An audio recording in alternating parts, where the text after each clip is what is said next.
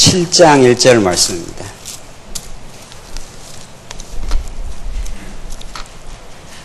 하나님의 말씀 열왕기상 7장의 1절 말씀입니다. 찾으신 줄 알고 봉독 드리겠습니다. 솔로몬이 자기 궁전을 13년 동안 건축하여 그 모든 궁전을 준공하였다. 그가 레바논 나무로 궁전을 지었는데 그 길이가 100규빗, 그 너비가 50규빗, 그 높이가 30규빗이었다. 네 줄에 백향목 기둥들을 세우고 그 기둥들 위에 백향목 스가래를 얹었다. 기둥들 위에 있는 대들보를 백향목으로 덮었는데 대들보는 45개였으며 한 줄에 15개씩이었다. 그리고 창틀이 세 줄로 되어 있고 창문들은 세 줄로 서로 마주보고 있었다. 모든 문들과 문설주들은 사각형 틀이었으며 창문들은 세 줄로 서로 마주보고 있었다. 기둥들로 낭시를 만들었는데 길이가 50규빗, 너비가 30규빗이었으며 그 기둥들 앞에 현관이 있었고 또 그 앞에 기둥들과 섬돌이 있었다. 또 재판하는 보좌가 있는 방 곧 재판정을 만들고 마루를 전부 백향목으로 덮었다. 그가 거주할 궁전은 재판정 안쪽에 다른 뜰에 있었으며 같은 양식으로 지어졌다. 그리고 솔로몬은 자기가 맞이한 바로의 딸을 위해 이 재판정과 같은 궁전을 지었다. 8절까지 우선 봉독드렸습니다. 오늘 지금 우리가 오전 시간 이어 살펴가는 말씀은 하나님께서 솔로몬 성전을 완공하시고 이어서 궁전을 아주 강건하고 화찬란한 궁전을 짓고 그 다음 솔로몬 성전 안에 필요한 기타 여러 가지 자재들, 시설들을 마련하는 장면이 7장 전체에 나와 있습니다. 이런 본문의 말씀을 우리가 대하게 되면은 의아하게 되는데 이것을 우리가 왜 읽어야 되는가? 이것이 어떤 진리를 우리에게 가르쳐주고 이게 고난 많은 세상을 살아가는 우리들에게 얼마나 유효하고 생명적인 말씀이 되는가? 이런 우리는 질문을 가지지 않을 수가 없습니다. 솔로몬이 너무도 백향목 두루왕 히람이 가져다 준 백향목을 가지고 그 의리의리하고 찬란하고 아름다운 궁전을 지었다. 이게 도대체 오늘을 살아가는 우리들과 어떤 그 관련성이 있는가? 이것이 구약 해석학에서 성경 해석학에서 늘 난제로 문제로 되어 있습니다. 뭐 우리 집을 짓는다면 우리가 관심이 있겠지만은 우리 집도 아니고 우리 집은 그냥 공중에 붕 뜬 아파트 속에서 그냥 몇 평에 살고 있는데 솔로몬은 웬 팔자가 좋아가지고 이렇게 궁전을 이렇게 화찬란하게 잘 지어 잘 묵고 잘 살았다 이 말인데 도대체 이게 너무 우리의 현실과는 거리가 멀어 보이고 이것이 어떤 그 의미를 가지는가 이건 성경을 우리가 대하고 이걸 생명의 말씀으로 대하는 우리들에게 큰 그 질문이 아닐 수가 없습니다.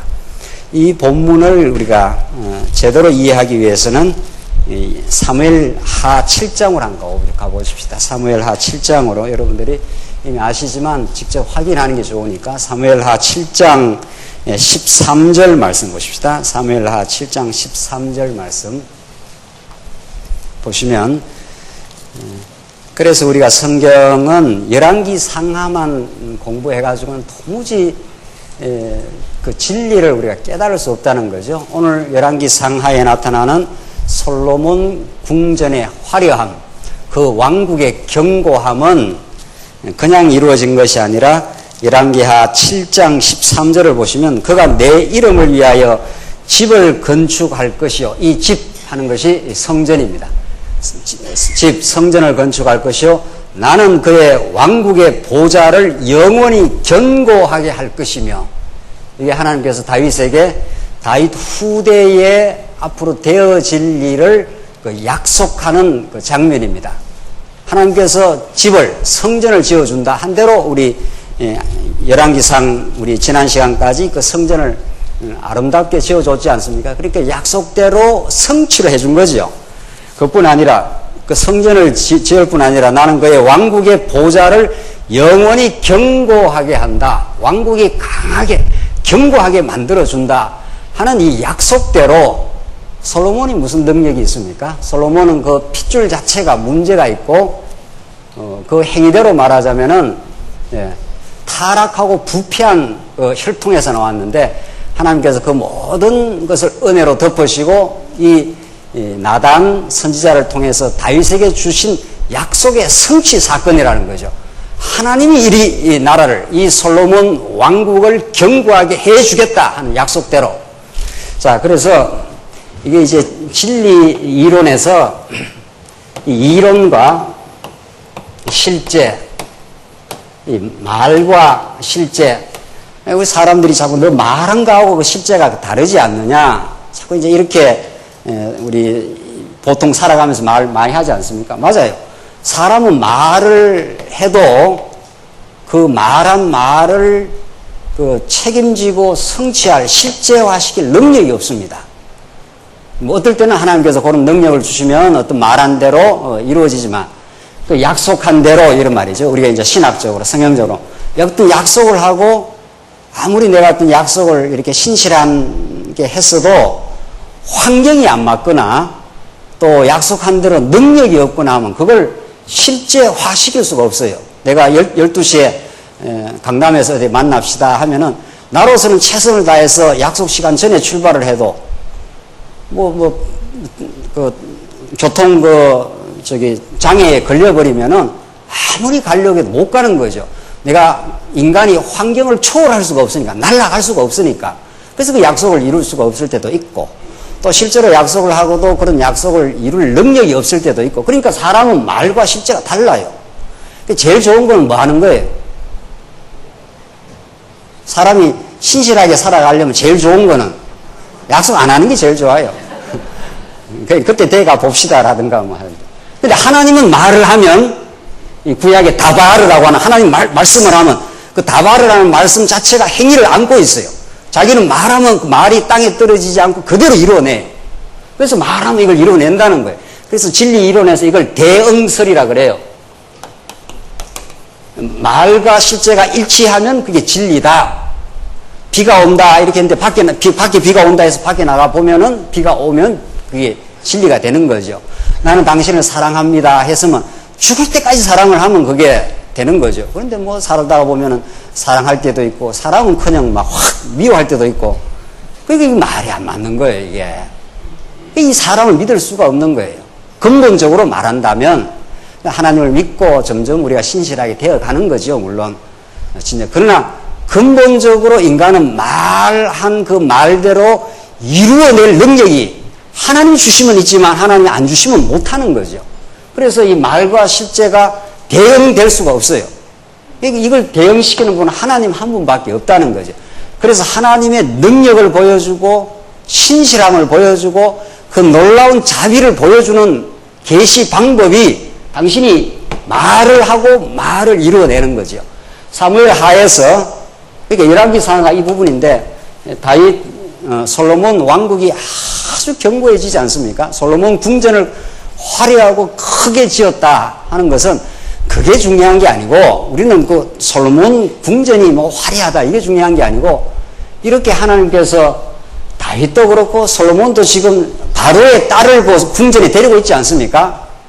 이것도 범죄거든요. 엄밀하게 말하면 그 나왔지 않았어요? 그 8절 마지막에 그리고 솔로몬은 자기가 맞이한 바로의 딸을 위해 이 재판전과 같은 궁전을 지었다. 이렇게 돼 있어요. 그러니까 하나님은 언약 백성들의 그 실수, 범죄를 꼭 성경에다 기록을 해놓는 거예요.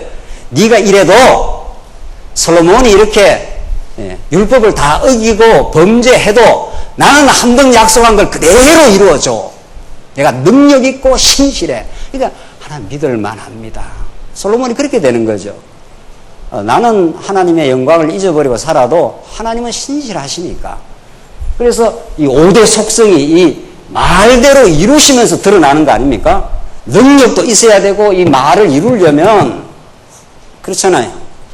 그래서 하나님만 믿을 존재고 사람은 근본적으로 믿을 존재는 아니에요. 내 자신부터가. 그래서 하나님 나를 붙들어 주시옵소서. 하나님 우리 교회를 붙들어 달라고 기도할 수밖에 없는 거예요. 누구를 믿겠어요? 진리를 깨달아가면서. 그래서 하나님이 저 영혼을 진리로 붙들어주면 하나님의 교회가 세워지는 거죠. 하나님이 안 붙들어주면 누구라도 말을 실제화시킬 능력이 없어요. 우리는 근본적으로 말해서. 왜? 우리는 흙에서 지어졌고 생기를 불어넣어서 우리가 움직이고 있기 때문에 하나님께서 그 생기를 딱 걷어가면 하루아침에도 우리가 가지 않습니까?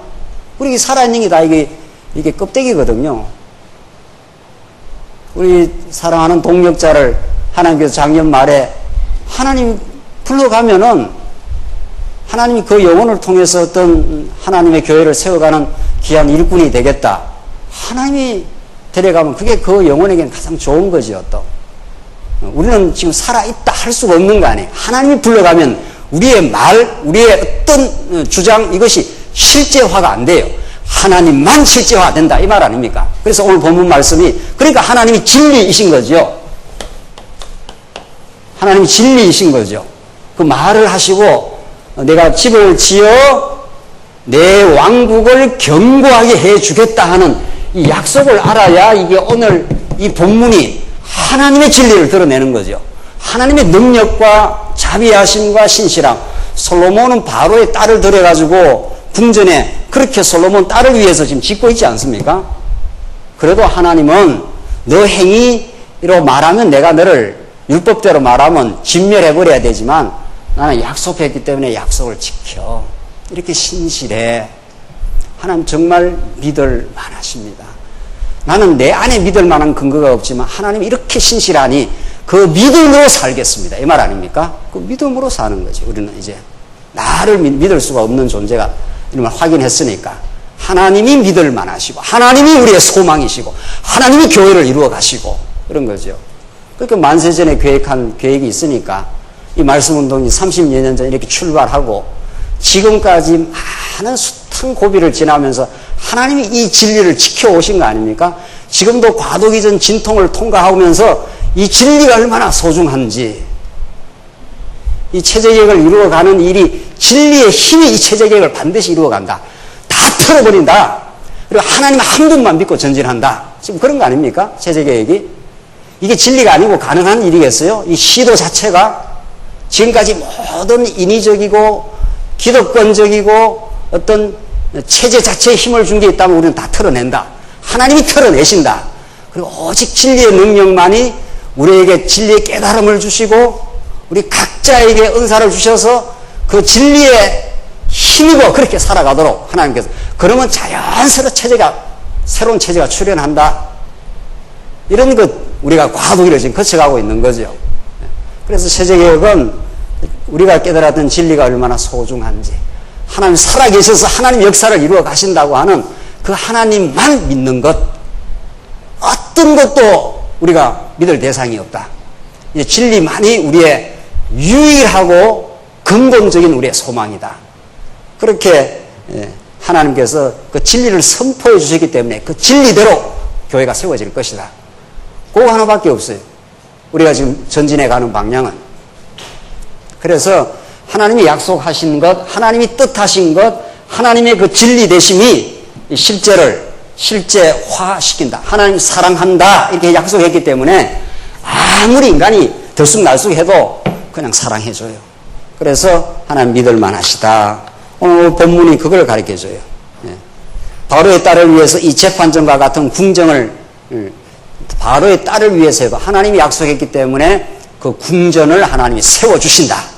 현대로 나라가 얼마나 견고하게 되었는가. 여러분과 저의 신앙이 견고하게 세워진 건 우리의 능력이 아니에요. 우리의 이 말씀을 견고하게 붙들고 믿음 안에서 살아가는 건 하나님의 자비하심의 선물이라. 왜 하필이면 수많은 한국교회 성도들에게는 이 말씀을 아직 들려주지 아니하고 우리에게 이 말씀이 들리느냐 말이죠. 이게 보통 기적이 아니에요. 그러니까 예수 믿고 나서는 뭐 그 정도 하나님의 다 능력이지만 이제는 기적을 현장에서 보는 거죠. 하나님 내 눈을 열어서 진리를 보게 하시옵소서. 다윗이 그 시편에서 그렇게 기도를 하지 않습니까? 하나님 우리 맹눈으로, 이 생물학적 눈으로는 진리를 못 봐요, 절대로. 이 지금 솔로몬 궁전을 이렇게 견고하게 지은 걸 통해서 하나님의 능력을 보는 건 성령 하나님의 역사예요. 하나님이 약속한 대로 이 나라를 견고하게 만들어준다. 하나님의 말씀 운동을 견고하게 만들어 가시겠다는 뜻이 있으면 어떤 순환을 통과해도 하나님이 이 말씀 운동을 지켜가고 견고하게 세워갈 거죠. 얼마나 많은 사람들이 기다리고 있겠어요. 우리가 이 들은 순수한 복음을 얼마나 수많은 영혼들이 아시아에 듣고 있겠냐 말이에요. 어저께 세미나를 갔어요. 시편의 구조와 통일성. 굉장히 흥미 있는 제목 아닙니까? 시편의 구조와 통일성이에요. 시편의 구조와 통일성이 뭘 목적 삼느냐? 암송하기 좋도록 시편의 구조와 통일성이 그렇게 지어졌다는 거예요. 그 목적이 암송 잘 하라고 하나님께서 이렇게 구조를 통일성이 좌우지간 하여튼 성경 한 권이라도 구조와 통일성이 그 주제로 나왔어요. 그 시편 한 권을 그 박사학위로 논문을 쓴 걸 어제 발표한 거예요. 우리는 그러나 그 시편의 구조와 통일성이 신실하신 하나님의 신실성을 주제로 전진한다. 시편 전부가 1, 2편이 언약시고 3편부터 38편, 39편까지가 하나님의 언약을 붙들고 기도하게 하시고 그 기도대로 이루어 주시니까 하나님 찬양한다. 90편부터 이게 완벽한 구조로 하나님의 신실성을 그렇게 드러낸 거 아니에요. 그걸 말을 못하는 거예요. 입이 달싹달싹 하는 거 아니에요. 이거 무슨 질문할 기회를 주거나 나 발표를 한번 하거라 해야 나가겠는데 말이죠. 그런 발표를 안 해도 하나님께서 여기서라도 우리 발표하고 여기서라도 우리 공감하고 깨닫지 않습니까? 그게 박사학위 논문이 그래요. 시편 시큰 이야기 해놓고 그게 상당히 많이 지금 이제는 애를 쓰는 거예요. 학자들이. 뭔가 시편 150편이 흐름이 있고 통일성이 있어 보인다. 우리는 벌써 30년 전에 그걸 다 이야기하고 그걸 5대 속성으로 다 정리를 하고 지금 이 판인데 말이죠. 인자 와서 그게 뭐 시편 20년 동안 시편에 구조가 있다는 등 통일사 있다. 그것도 신실성 말도 못하고 그게 박사학위 논문이에요. 영국 브리스톨 대학에 그 유명한 대학에 여러분들은 박사가 지금 몇 개나 지금 붙은 거예요? 시편, 욥, 시편, 잠언, 전도, 아가 이러면 뭐 성경이 그 기기묘묘한 하나님의 속성들이 욥기에, 시편에, 잠언에, 전도서에, 아가서에 이렇게 막 터져나간단 말이죠. 내가 능력이 있어. 나는 끝까지 너를 자비하게 붙들고 있어. 욥, 시편, 잠언, 전도, 아가의 5대 속성의 구조하니 그 박사학위 논문이 시편 하나 붙들고 이제 와서 뭐 시편의 흐름이 좀 있어 보인다. 1, 2편이 시편의 서론인 것 같다. 시편 1, 2편이 시편의 서론이다도 아니에요. 왜냐하면 3편이 확실히 다르거든요. 3편은 막 압살롬한테 다윗이 쫓기면서 이렇게 탄원하는 기도니까 뭔가 1, 2편이 시편의 서론인 것 어때요? 같다. 같은지 안 같은지 확실히는 모르겠는데 뭔가 뭐 150편에 서론은 있어야 되지 않겠느냐. 기가 막힌 거죠. 우리는 그걸 1, 2편이 하나님이 복 있는 자는 그게 언약의 그 서론 아닙니까? 언약시 아닙니까? 그게 바로 하나님이 언약하시고 반드시 이루어가는 신실하심을 이런 거예요. 이렇게 하나님께서 성경신학이 현격하고 놀랍고 은혜로 우리에게 성경 말씀을 주신 거예요. 그렇게 우리는 성경을 어디를 본문을 읽는 거예요. 하나님 당신이 말을 하면 절대로 땅에 떨어지지 않아. 내가 시건치 않아. 하나님은 신실해. 내가 나라를 견고하게 해줘. 내 능력으로 만들어줘.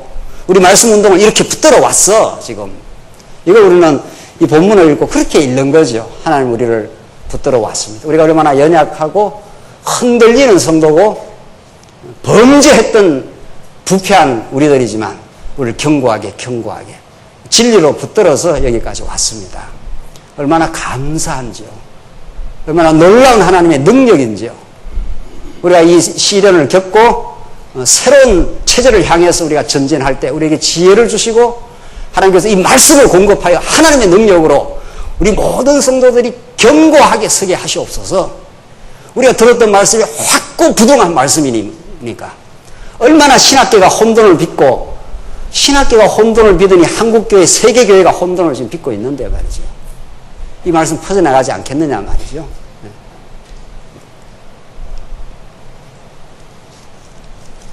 하나님께서 궁전을 그렇게 약속대로 지어줬습니다.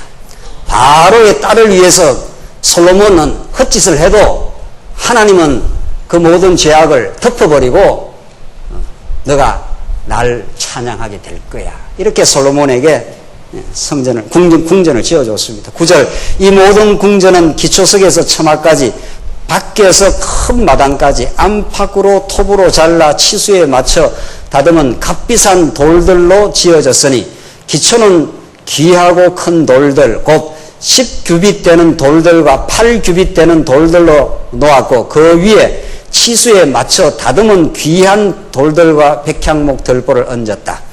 그리고 큰 마당은 다듬은 돌들 세 층과 잘라낸 백향목 한 층으로 사방을 둘렀는데 여호와의 전 안뜰과 그 전의 현관에 맞춘 것이다.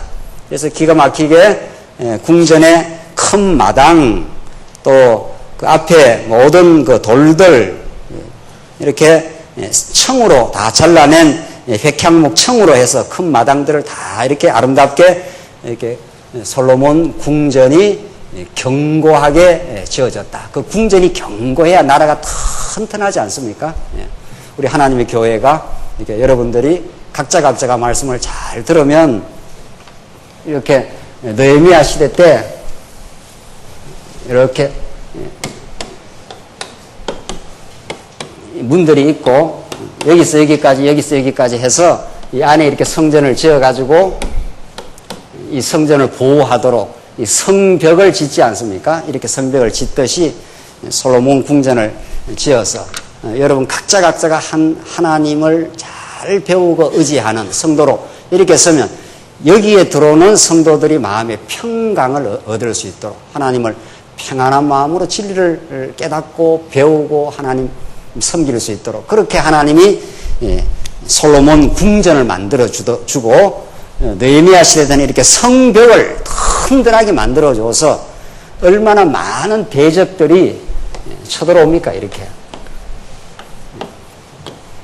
한국 교회는 여기가 이렇게 무너져 나가는 거죠. 여기가 막 무너져 나가니까 그냥 이렇게 자유주의가 안방까지 이렇게 쑥쑥 들어오는 거 아니에요 이게.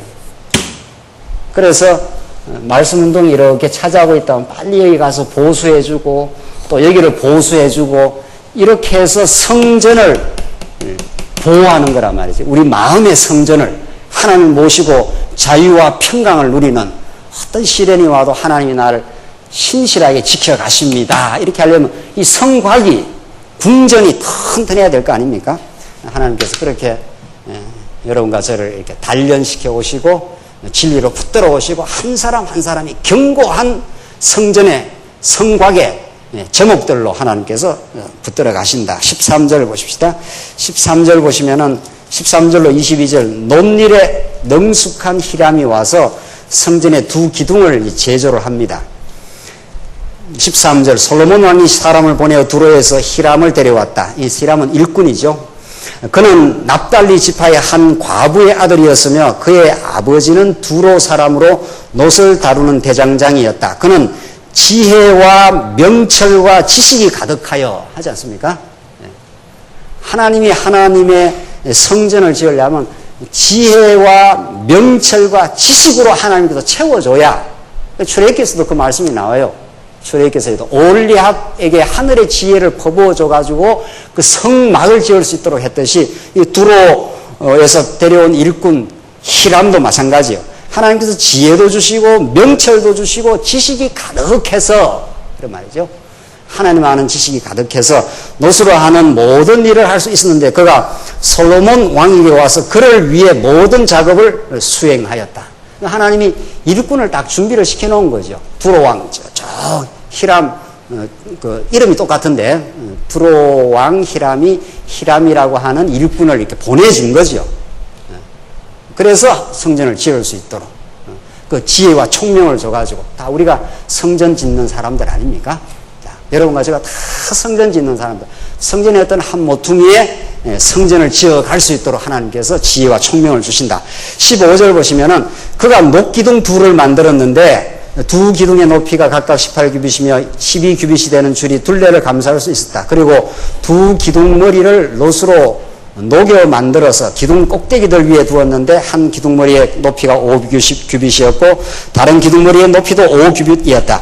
기둥들 꼭대기에 있는 기둥머리에 바둑판 모양으로 얽은 거물과 사슬 모양으로 만든 사슬 장식이 있었는데 한 기둥머리에 7개 또 다른 기둥머리에 7개가 있었다. 기둥들 꼭대기에 있는 기둥머리를 덮도록 한 기둥머리에 석류 열매 2줄을 만들어 두르고 다른 기둥머리에도 똑같이 하였다. 이 풍성한 하나님의 은총의 표시입니다. 이 석류라는 게 주렁주렁 하나님이 은총을 드러내겠다 이런 뜻인데 19절 현관에 있는 기둥 꼭대기의 기둥머리는 백합꽃 모양이었는데 얼마나 백합꽃이 아름답습니까? 너비가 4규빗이었다. 두 기둥 위에 있는 기둥머리에는 거물 장식 가까이에 있는 둥근 돌출 모양 위에 얹혀 있었고 기둥 열매 200개가 줄을 지어 각 기둥머리를 둘러싸고 있었다. 그가 기둥들을 성전 현관에 세웠는데 오른쪽 기둥을 세우고 그 이름을 야긴이라 불렀고 왼쪽 기둥을 세우고 그 이름을 보아스라 불렀다. 기둥들 꼭대기에 백합꽃 모양이 만들어졌고 이렇게 해서 기둥들의 작업이 끝났다. 그래서 두 기둥을 성전 문 앞에다가 세워가지고 성전 문 앞에다가 두 기둥을 하나는 야긴이고 하나는 보아스라 이렇게 이제 상징으로 세워놓은 거죠. 야긴, 보아스라는 게 유력자 아닙니까? 여호와의 능력으로 히브리어 뜻이 야긴 하나님이 세우신다 이런 뜻이니까 성전을 하나님께서 이 두 기둥을 이렇게 하나의 상징으로 세워가지고 성전은 하나님의 능력으로 하나님이 세우신다 이런 능력 아닙니까? 이게 지금 우리 신약교회도 동일하게 적용되는 말씀 아닙니까? 예수님이 십자가에 죽으시고 부활의 성전으로 등장해야 생명의 말씀이 역사하지 않습니까? 죽었던 우리들은 도저히 하나님이 거하시는 성전을 지을 수가 없어요. 이 제자들 끝까지 예수님 죽으러 가신다 하는데도 누가 오른편에 앉습니까? 왼편에 앉습니까? 이거는 자기 성전을 짓겠다는 거죠. 오른편, 왼편에 권력의 보호자를 탐하는 거니까 그게 인간이라는 거죠. 근데 그런 인간들을 그냥 놔두면은 성전을 짓겠어요? 못 짓죠. 절대로 못 짓죠. 절대로. 그래서 하나님께서 그걸 확인시켜 준다는 거죠. 너 오른편 왼편 탐했지 않아. 베드로 너 세 번이나 부인했지 않아. 바울 너 오히려 교회를 잔해하려고 달려갔던 너 바울 아니야. 내가 너를 붙들어서 내 능력으로 하나님의 교회, 하나님의 신령한 성전을 내가 세워. 이렇게 강력하게 하나님께서 그걸 가르쳐 주기 위해서 하나님은 꼭 제자들의 구체적인 연약한 모습, 뼈저린 패배의 모습, 그 무너지는 현장, 그걸 그대로 성경에 기록해 놓은 거죠. 그래서 지금 이 솔로몬 성전도 나중에 다 무너지지 않아요? 다 범죄하고 타락해서 그들이 바벨론 가서 깡그리 무너지죠. 그래서 깡그리 무너지는 그 현장을 하나님께서 예레미야로 하여금 직접 목도하게 만들어가지고 예레미야 썰을 쓰게 만들지 않습니까? 내가 뽑아낸다. 그래서 너를 완전히 포로로 70년 데려가. 너는 그런 존재야. 패역하고 음행하고 너는 내 은혜가 아니면은 스스로 성전을 지을 수가 없어. 그러나 내가 약속했기 때문에 70년 만에 반드시 돌아오고 다시 나라를 세워줘. 다시 성전을 건설해줘. 내 능력과 은혜야. 그걸 예레미야로 하여금 깨닫게 해요. 그래서 70년 포로가 놀라운 가치가 있는 거죠. 70년 포로 생활을 한번 해야, 밑바닥을 한번 치고 70년 포로 생활을 해야 하나님 나는 성전 지을 능력이 없습니다. 당신이 은혜로 지켜왔습니다. 당신의 능력으로 돌아가서 고토로 돌아가서 짓게 하시옵소서. 그 말이 나와요. 그러니까 하나님께서 무너뜨리고 세우고 뽑아내시고 다시 심으시고 헐고 세우시고 계속 우리 인생은 그런 거죠. 그걸 통해서 하나님이 세우십니다.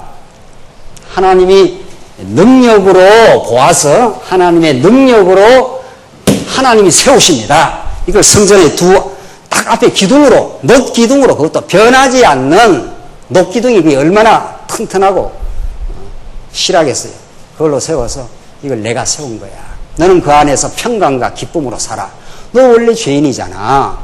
그러나 양 한 마리를 가지고 이 성전에만 들어오면 내가 너를 만나주고 지성소 위에 구름으로 영광으로 너와 미팅을 해주겠다. 그게 회막 아닙니까? 회막. 만날 회자니까. 그 지성소가 회막이란 말이죠. 하나님 우리를 만나주신대요. 그 영광스럽고 놀라운 분이.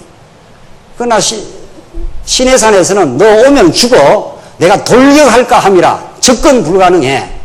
그냥 오면 너 죽는다는 거죠. 그래서 이스라엘 백성들이 대제사장도 지성소를 그냥 못 가지 않습니까? 오면 죽으니까. 신의 산이 그렇게 두렵고 무서운 곳이에요. 히브리서가 그 허감이 있는 곳이야. 허군이 있는 것이라. 검은 구름이 있는 곳이라.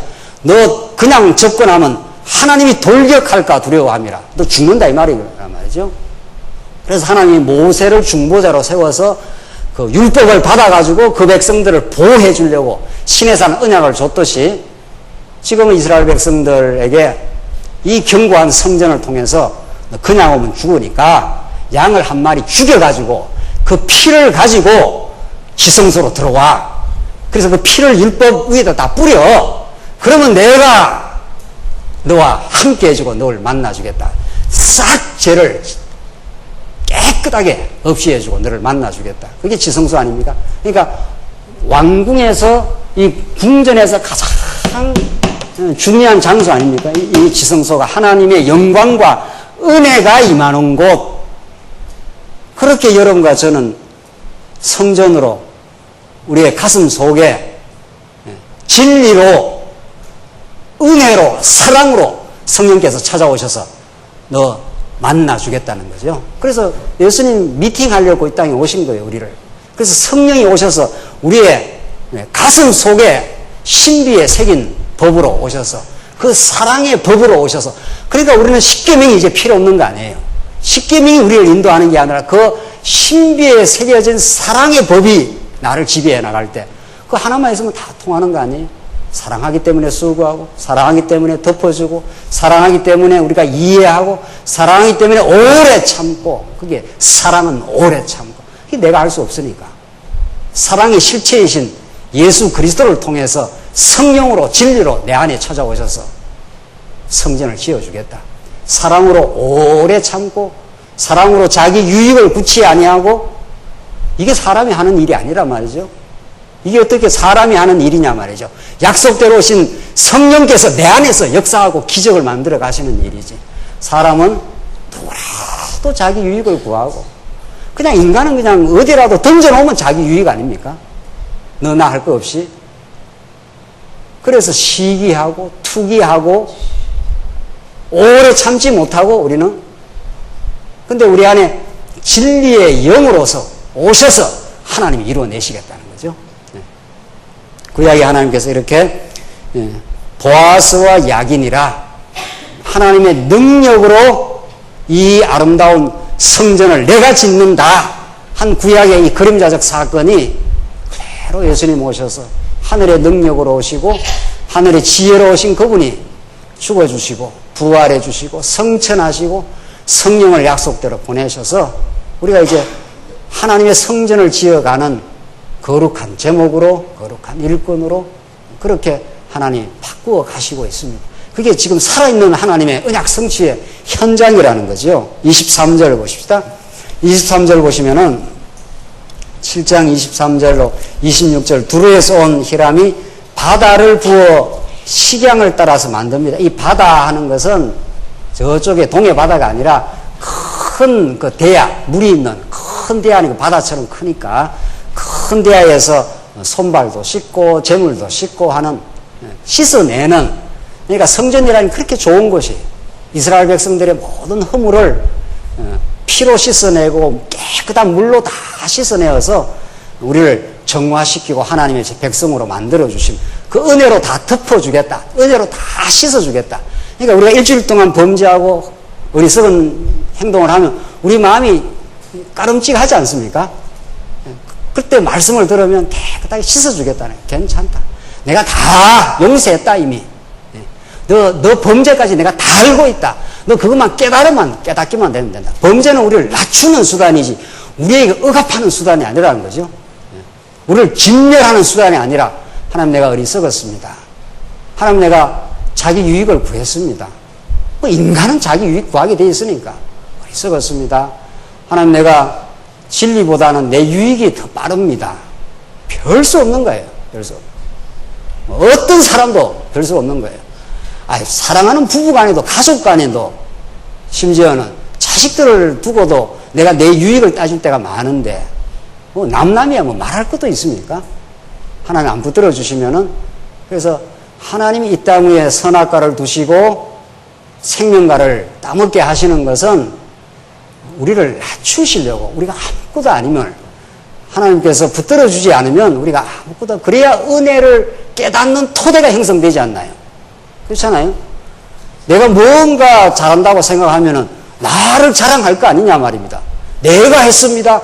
내가 이만큼 했습니다. 이러면 하나님이 제일 싫어하는 거 아니에요. 그러니까 하나님께 낮추시려고 죄를 발생을 시키고, 우리가 아무것도 아닙니다. 하나님, 나는 죄인 중에 괴수입니다. 나는 작은 자보다 더 작은 자입니다.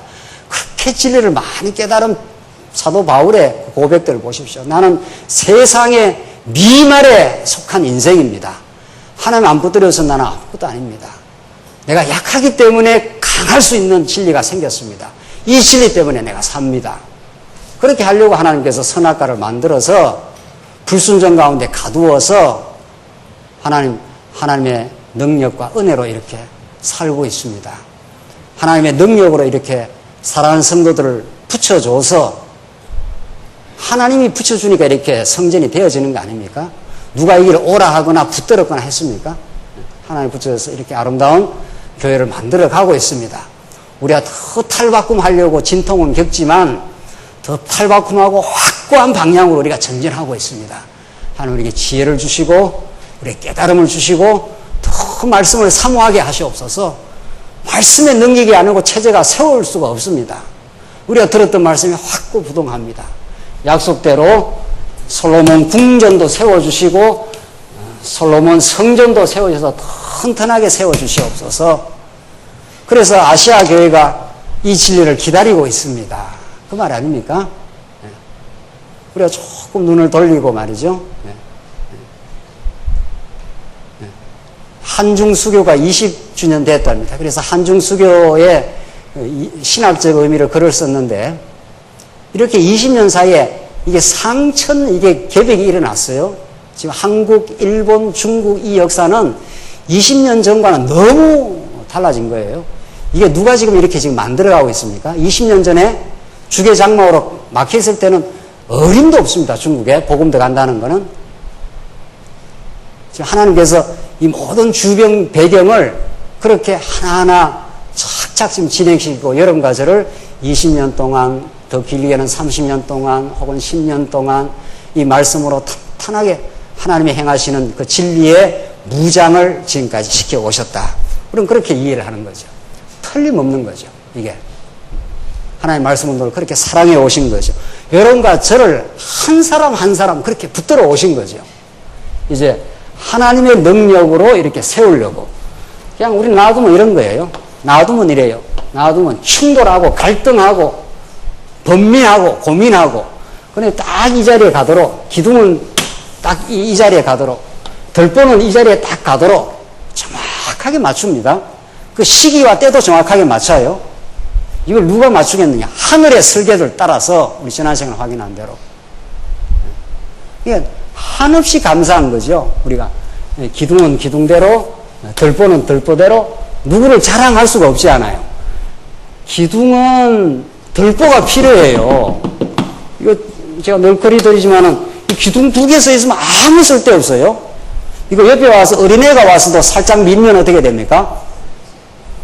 이 기둥은 아주 좋은 제목 같아도 또 이게 들보로 이렇게 연결이 안 되면 어린애가 와서도 어떻게 해요? 살짝 밀면 밀어져요. 이게 성전이에요, 이게 신약교회의 다양한 은사를 통해서 하나님 교회를 세운다는 게 그런 거예요. 제가 지난 주간에 실감나는 걸 했는데, 제가 이제 지금 글을 쓰다가, 영어로 이렇게 글을 쓰니까, 영어 이렇게 자판을 제가 만지기가 어려워요. 아무리 해도 잘 안 돼요. 한국어로 늘 글을 쓰다 보니까, 그래서 이걸 어떻게 해야 되나, 빨리 숙제를 내야 되는데, 그 사실은 알고 보니까 그 기술이 간단하더라고요. 그 간단한 거예요. 뭐 아는 사람은 간단하고 모르는 사람은 어떻게 해요? 한없이 어려워요. 우리 그 지체의 원리가 그래요. 눈은 잘 보지 않습니까? 눈 보고 자꾸 들으라 그러면 되겠어요? 그러니까 귀가 눈 보고 야 임마 너는 왜 듣지를 못하냐? 이러면 눈이 그걸 환장하겠다 그런 거 아니에요? 나는 이거 보라고 생겼으니까 눈은 절대로 못 들어요. 절대로 못 듣습니다. 귀가 듣지 귀는 보지를 못해요. 그래서 글을 쓰다가 아무리 제가 이렇게 조작을 해보고 뭐 컴퓨터를 만져도 안 돼요. 그래서 저한테는 너무 힘들어요.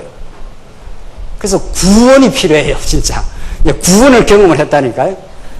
하루 종일 땀을 흘리고 뻘뻘 흘려도 안 돼. 그래서 제가 청년을 불렀어요.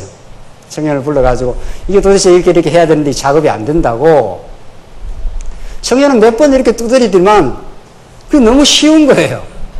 그래서 그게 그렇게 되느냐고.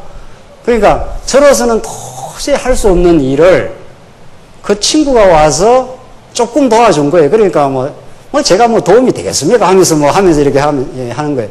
그 저한테는 그게 조금 도움이 아니고 뭡니까, 그게? 구원이에요. 구원이라니까요. 아무리 해도 안 되는 그 작업이 그 아는 사람은 거기에 살짝 도와준 거란 말이죠. 저를 조금 도와줬다 그러더라고요. 모사님 제가 조금 도와줬는데, 그 사람은 조금 도와줬던데, 제가 느낄 때는 어때요? 구원이라니까요. 안 도와주면 못하는 거예요. 이렇게 은사가 달라요. 이렇게 은사가 다르다니까요. 그래서 교회는 통일성, 진리의 머리 대신 예수 그리스도가 모든 걸 장악하고 통치하고 다스리되 지체들은 다 달라요. 달라야 해요. 같으면 되겠어요? 같으면? 그 다른 게 옆에 지체에게 엄청난 도움이 되는 거예요. 기둥은 그냥 기둥 서 있으면 아무 쓰잘데기 없어요. 살짝만 밀어도 넘어가요. 여기서 덜보가 붙어서 딱 지지를 해줘야 기둥이 기둥 역할을 해요. 그러니까 기둥은 누구 때문에 기둥 역할을 하는 겁니까? 에? 기둥이 잘나서 역할을 하는 게 아니고 제목은 기둥 제목으로 좋은 거죠. 근데 뭐가 있어야 기둥 역할을 하는 겁니까? 돌보가 있어야 해요. 이게 성전의 원리고 교회의 원리고 몸의 지체의 원리라니까요. 저한테는 굉장히 힘들었던 거지만 옆에 지체가 와서 살짝 도와주는데 저한테는 그게 글을 쓰거나 하는데 구원의 역사예요. 아이쿠 되는구나 이게 이렇게 되는구나.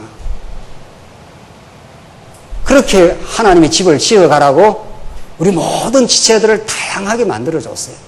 차이가 있게 만들어줬어요. 신앙의 믿음의 차이도 다 다르지 않나요? 그래서 지금 현대 포스트 모더니즘에서는 차이의 존중, 다양성의 시대, 감성의 시대 이래요. 지금 모더니즘 시대에서는 통일성, 획일성 모든 걸 하나로 만들어야 된다. 이렇게 이 시대가 성경신학의 가르침으로 자꾸 이렇게 전진하는 거예요. 그 사람들은 하나님을 모르고는 자꾸 연구하면 성경이야말로 양시대를 다 통일하고 있지 않습니까? 우리는 하나님 진리의 통일성이 있는가 하면 교회 지체에는 차이, 다양성 뭐 이런 거 아니에요? 이 시대가 다양성의 존중의 시대라니까요. 이 시대가.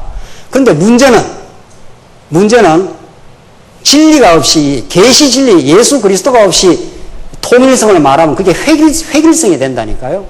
그래서 이 포스트 모던 시대가 절대적 진리는 없어. 다 다양한 거야. 해석밖에 없어. 이제는 다양한 해석밖에 없이 누가 절대를 말해. 이래서 다양한 시대가 열려버렸어요. 그러나 좋은 것 같아도 그거는 진짜 절대적인 진리 머리 대신 예수 그리스도가 없으면 혼란이에요. 그래서 현 시대가 다양성을 찬양하는 것 같지만 이렇게 혼란하고 어디로 갈지를 모르는 거죠. 옛 시대는 통일성을 많이 강조했지만 그것만 강조하면 억압이에요. 획일적이라니까요. 성경은 그 모든 시대를 다 통합해버린 거 아니에요. 예수 그리스도는 진짜 모든 걸 통일하는 절대적 진리이고 우리 지체들은 다 다양해요. 다 다양하다니까요. 손도 다르고 지체, 성전 제목들이 다 다양해요. 기구들도 다 다양해요. 그거야말로 우리는 다양성 속에 통일성이 있는 거죠.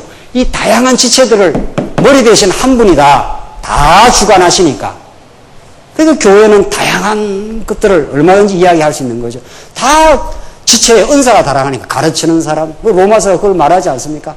권위하는 사람, 가르치는 사람, 예. 모든 또 지체가 달라야 돼요. 달라야. 얼마나 그 다양한 것들이 화음을 이루어서 오케스트라 화음처럼 찬양을 만들어내는 그것이 콘닥터가 되시는 예수 그리스도가 지휘자가 지금 우리를 통치하고 있지 않습니까? 바이올린 나올 때 바이올린 나와야 되고 첼로 나올 때 첼로 나와야 되고 마지막에 창창창 하는 거 뭐예요 그거? 어떤 오케스트라에서 그걸 30분 기다려다 깜빡 졸라고 그 칠 때 깜빡 졸았다는 거 아니에요? 그래갖고 완전히 이 오케스트라가 완전히 30분을 그 사람은 기다려야 되니까 그건 마지막에 창창 하는 거 있지 않아요? 뭐라 그럽니까 그거? 심벌죠. 그거는 뭐 마지막에 한 번밖에 안 치는데 그러니까 뭐 시간 기다리다가 딱 그 시간에 쳐야 되는데 살짝 지나가 보는 거예요. 이거 무슨 클라이막스에 딱 올라가야 되는데 그게 안 나왔다. 완전히. 그러니까 한 번 등장해도 그렇게 전체 조화를 만드는 데는 기가 막히게 꼭 필요한 거예요.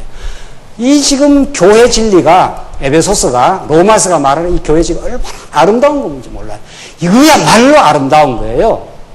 하나님이 지휘하시고 예수 그리스도가 첼로 등장시키고 바이올린 등장시키고 마지막 심벌도 등장하면 쫙 하면서 막 그냥 전체로 맞아 떨어지지 않습니까? 이 조화를 누가 만들겠냐 말이지. 이 진리가 아니면은 우리는 다양해도 좋아요. 뭐 지금 와서 말씀 깨닫는 사람 30년 된 사람 그 안에 놀라운 조화를 하나님 만들어내시죠. 먼저 깨달았으면 뒤에 온 사람 붙들어주면 되는 거고 지금 왔으면 선배들한테 배우고 지도를 받으면 되는 거고 뭐 얼마나 좋아요. 얼마나 하나님을 배운다고 생각하면 진리를 배운다고 생각하면 배울 마음이 없이 앉아있으면 아무 필요가 없는 거죠. 내가 이만큼 아는데 내가 누구한테 배워.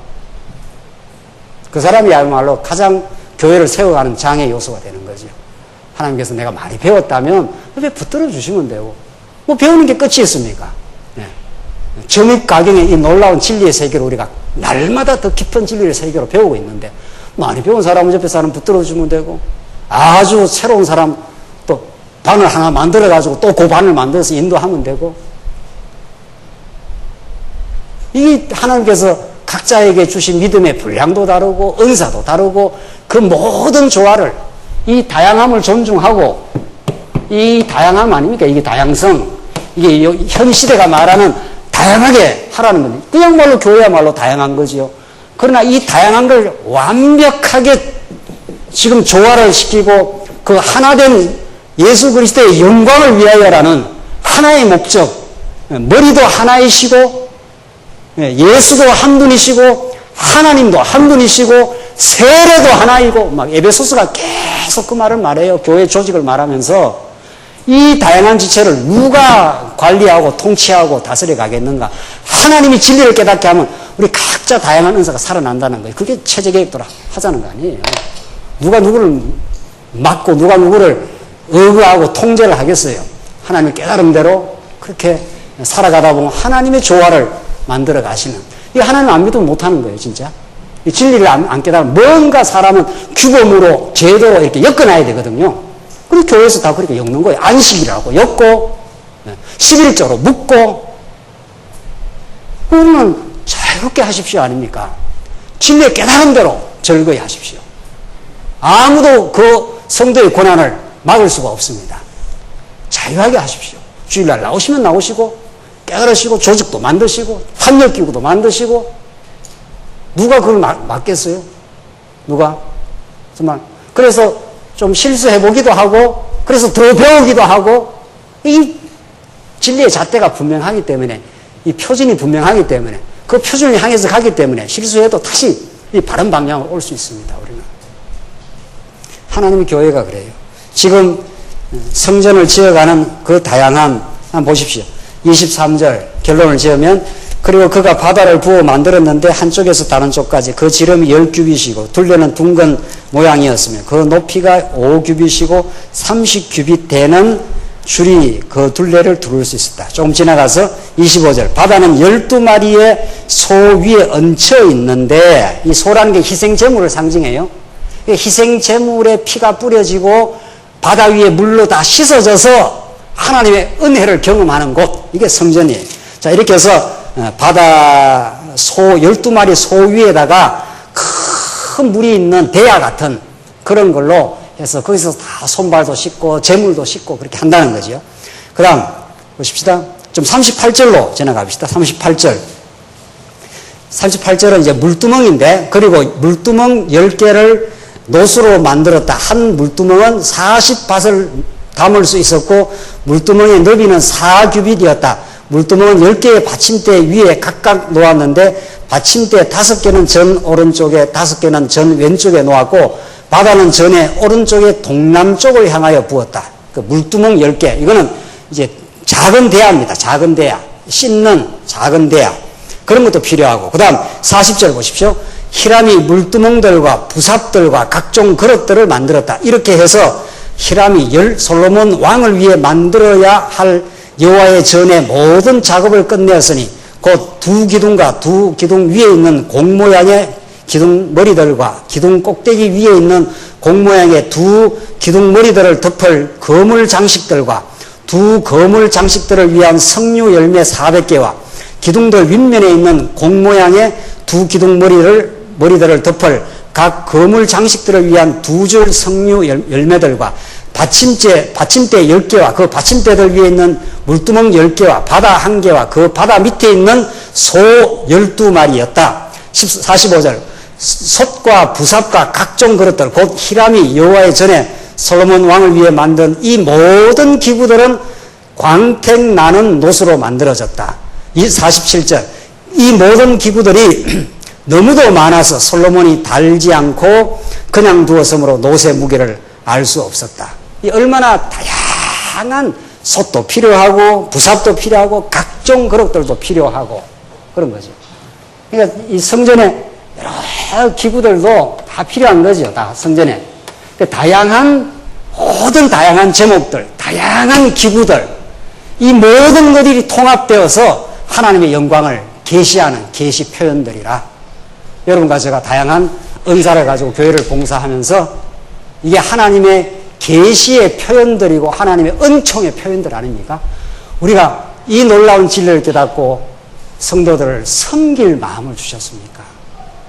우리 옛사람은 더 크게 더 많이 버려 내 영광을 위하여 그렇게 살아왔던 질주했던 우리 인생들을 예수 그리스도가 우리를 하나님의 자녀로 부르시고 거룩한 성전을 지어가는 제목들로 부르시고 일꾼들로 불러서 하나님의 진리를 위하여 살아가는 하나님이 사랑하시는 성도들을 붙들어주며 살아가는 내 작은 봉사처럼 보이지만 저 사람한테는 큰 힘이 되는, 그래서 하나님 나라를 이루어가는 여러분들 많이 고통받고 힘들어하는 영혼들에게 작은 마음이 담긴 전화 한 통이 그 사람을 살려냅니다.